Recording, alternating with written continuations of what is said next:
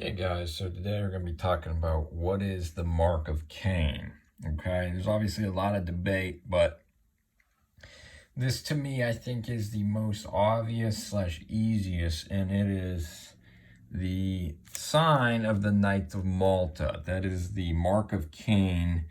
It's the four horns, and it's the four horns or the four cardinal directions of an altar, but instead of going out, they're going inward. Does that make sense? You see how like the let's see here, like they're going in, right? So it's kind of the opposite concept. Is there, you could say they're attacking each other, but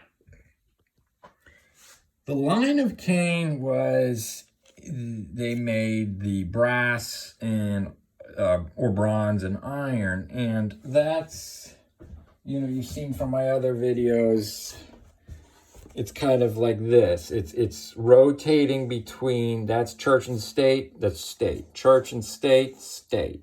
Church and state, state. So it's constantly rotating, where iron's state or iron's dry land, and water or churchcraft is bronze or brass or fool's gold. Okay, you've seen a lot of my other videos on that, right? And that's why Nebuchadnezzar, this stump was bound by brass and iron, right? So all they have is the two. So it's no mystery that, like, let's say like the frontal lobe, you have the Harry Potter, right?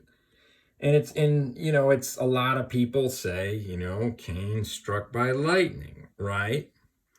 Okay, and I want to take that in a little bit further. In aviation, you have what's called, on an approach plate, you have the final approach point, which is, you can see it in like a side view. Actually, I'm going to show you this picture right here. Is you've got one side of the compass, or of one point of the Knights of Malta, because that's one cardinal direction going into a runway. You have right here, you have the what's called the final approach point, where the plane starts to descend, and it's illustrated by a Maltese cross. It says it right there. So you're descending into a runway, into a point from the heavens. So what is it saying? You're starting your descent from the heavens. That's the top. That's the Knights of Malta. Remember this, guys, when I showed you this? Remember, it was the 4 stations, or the 7 stations actually. Goes, it's each day of the week. It's Naples, Rhodes, Cyprus, Malta, and the sign of Jonah. Station 4, you have 1, 2, 3, 4. Malta at the top, Joppa, Jerusalem, right?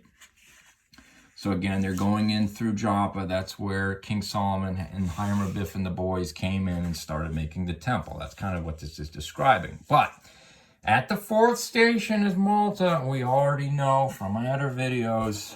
And here it is. They've got the Knights of Malta in the center, with the 9 stations of the Masonic army surrounding that. But that's the, again, that's the 9 or 10 stones on Lucifer's breastplate, right?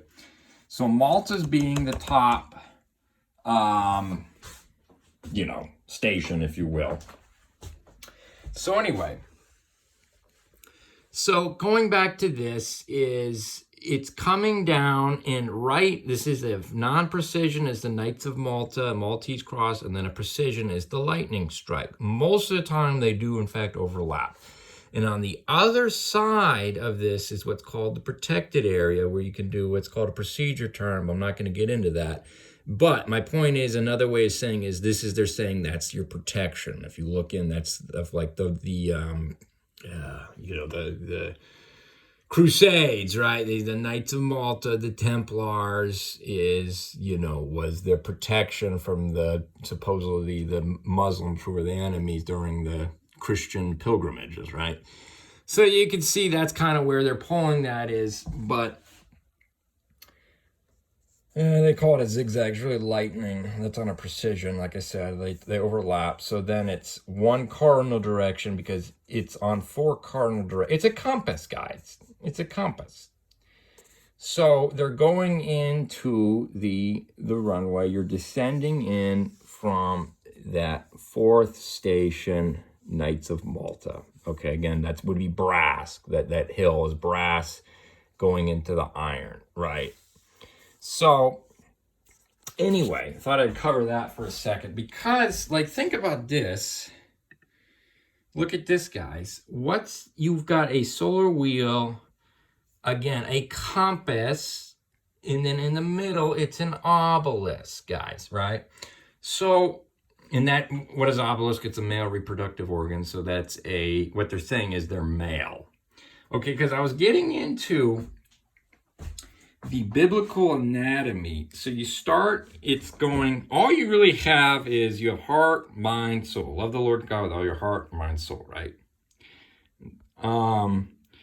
So the heart is another way of saying subconscious. Okay. So it goes heart, that's the crown. You could actually say, you know what we're going to say, this is what I was talking about last video where I mentioned what the New Agers call the chakras. There is some, it's twisted truth like everything else, but it starts in the groin, that's circumcision. Okay, that's day 1.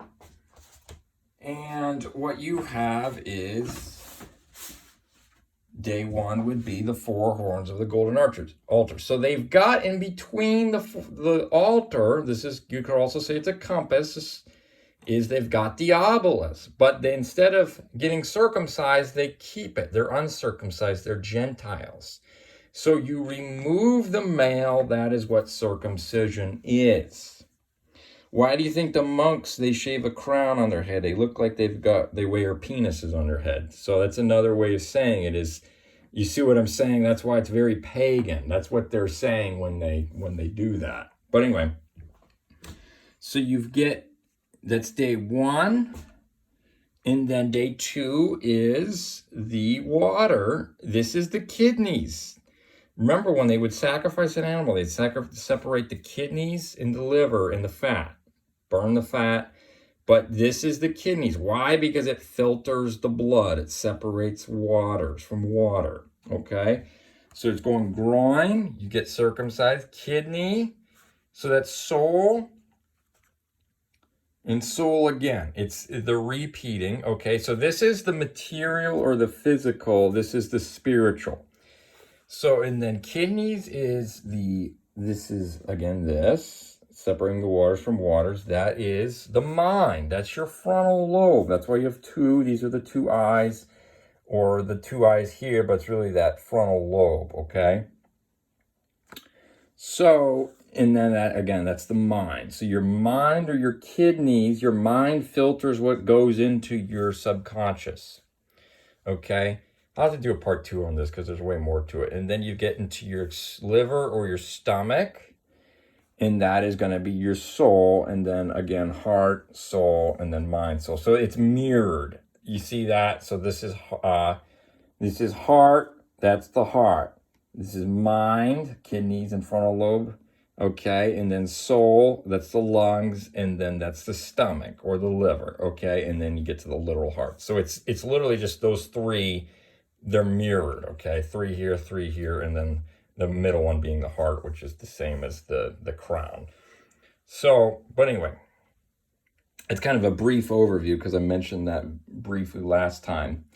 So, anyway, so you could say that circumcision, again, that's why they put this is the same thing as this, and it's the same thing as the signs of the Knights of Malta, okay? But instead, we've talked about this, they've oppositified it, so their horns are going in toward the center. Now, because why? Because the lineage of Cain was given, again, the iron and brass kingdom, so that would be fool's gold, brass. It was given to rule the lineage of sons of man or the Gentiles or the males with a iron. You could say an iron rod, but you could tell the 70 times 7 generations where anybody who struck, I guess that would be Tubal Cain. I haven't read this in a little bit, so I can't remember. I'm just going off the top of my head. it says, avenge shall be 70 times 7, right? And we know that from the book of Daniel, 77, so the 70 weeks, the 490, right? That's just another way of saying until probation closes is when the rulership of Cain ends. So that is the rulership of Cain, is this Knights of Malta, or that's another way of saying the mark of the beast, okay? It's not literal, it's spiritual. It goes in the frontal lobe. Again, that's why you've got the lightning strike I talked about earlier from here. The lightning strike coincides with the Maltese cross, okay? So again, that's what they're administering the punishment on the sons of Cain via the sons of Cain in this brass and iron kingdom that we call this hellhole of earth, or where we live in right now, right? So they rule this hellhole. This is hell. From the world we live in is called hell. It's the devil with the pitchfork, okay? So I kind of updated this chart a little bit too here, where you can see, last time I mentioned the riddle of the Sphinx here, and where that's the beginning of the new year, okay? And that's according to, he's coming from the book, from that Gospel in the Stars, or Witness of the Stars by Bollinger, okay? If you read that on page 20, you'll see him talk about the zodiac and the riddle of the Sphinx, where, let's see. Okay, he's going to say where the beginning of the year is basically right here. Now you're going, what am I talking about?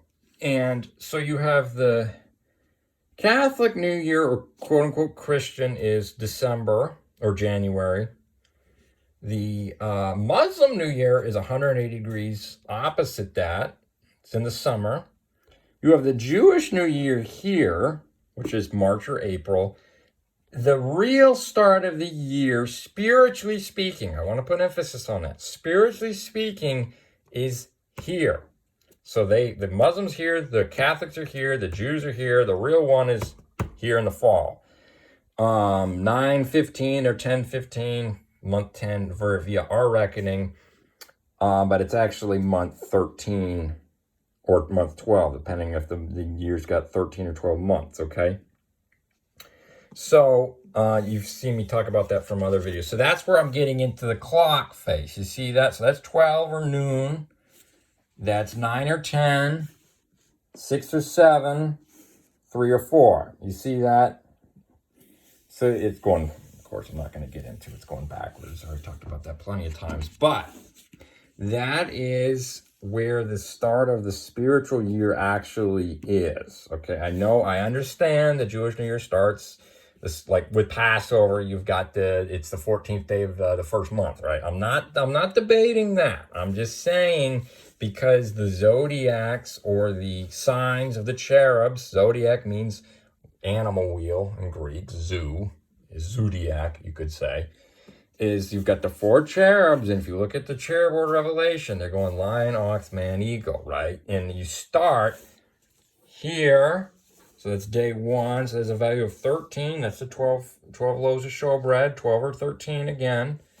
10, that has a value of 10, and that's the 10, that's these 10 sections. So you could say that, so you're going, so 13 or 12, 10, and then you get into the sanctuary. This is known as the courtyard. Revelation says, do not measure it. It's been given to the Gentiles. Again, that's like the Billy Graham salvation prayer. So then you get into the 10, and then the 7, and then the 3 or the 4. Okay? And then you're back to the 12. So it's making this circle. Okay? Hopefully that cleared that up a little bit more.